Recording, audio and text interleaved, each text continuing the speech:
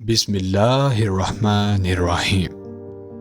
میرے واجب الاحترام بزرگوں، دوستو، امید کرتا ہوں کہ آپ سب خیریت سے ہوں گے۔ آج کی سٹوری بہت ہی یونیک اور بہت ہی انٹرسٹنگ ہونے والی ہے، تو ٹائم بالکل ویسٹ نہیں کرتے، چلتے ہیں اپنی سٹوری کی طرف۔ اندھیری رات تھی اور سرد ہوا میں بغاوت اور خون کی بو پھیلی ہوئی تھی۔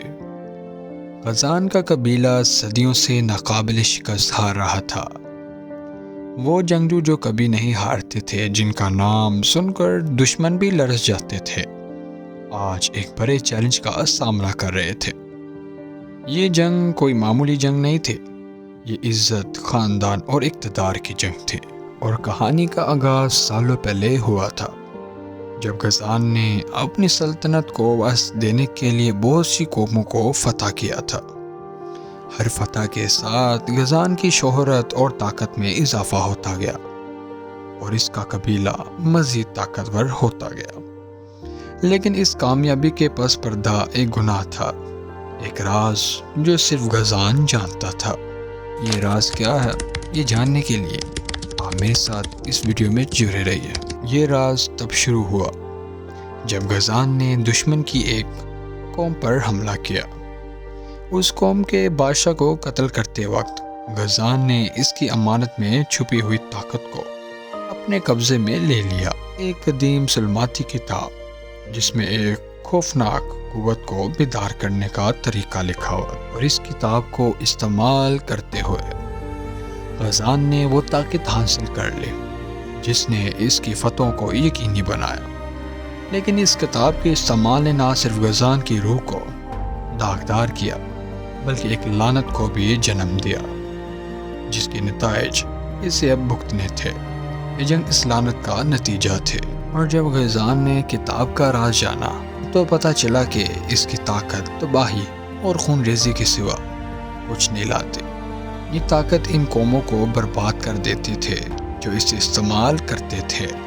جلد ہی اس کے لیے اپنے قبیلے میں بغاوت کے آثار ظاہر ہونے لگے۔ غزان کے اپنے سپاہیوں نے اس کے خلاف سازشیں شروع کر دی، کیونکہ وہ جان چکے تھے کہ ان کی کامیابی ایک منحوس طاقت کے سہارے پر ہے۔ یعنی وہ لمحہ تھا جب جنگ کا آغاز ہوا۔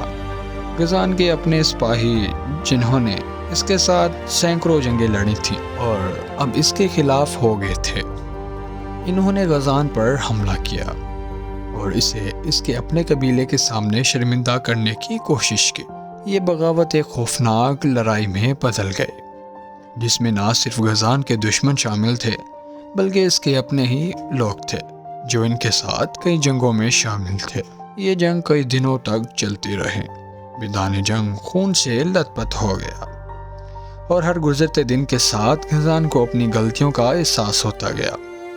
دشمن، جنہوں نے اس کی طاقت کو بھی شکست نہیں دے سکتے تھے، اب اس کی اپنی ہی فوج کے ہاتھوں ٹکڑے ٹکڑے ہو رہے تھے۔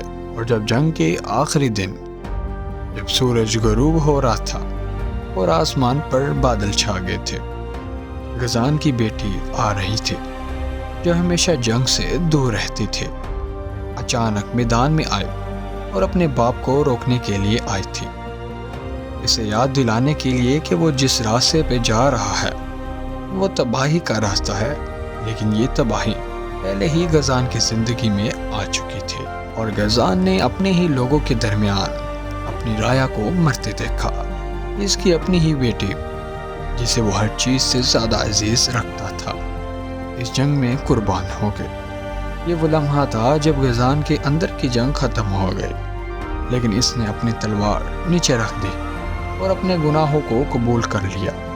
اس کے دشمنوں اور اس کے اپنے سپاہیوں نے اسے دیکھا اور وہ سب خاموش ہو گئے۔ جنگ ختم ہو چکی تھی، مگر غزان کے دل کا بوجھ اب ہمیشہ کے لیے باقی تھا، اور آخر میں غزان نے ظلماتی کتاب کو تباہ کرنے کا فیصلہ کیا تاکہ کوئی اور اس منحوس طاقت کا شکار نہ ہو جائے۔ وہ جانتا تھا کہ اس کی سلطنت تباہ ہو چکی ہے، لیکن شاید اس قربانی سے وہ اپنی روح کی کچھ نجات حاصل کر سکے۔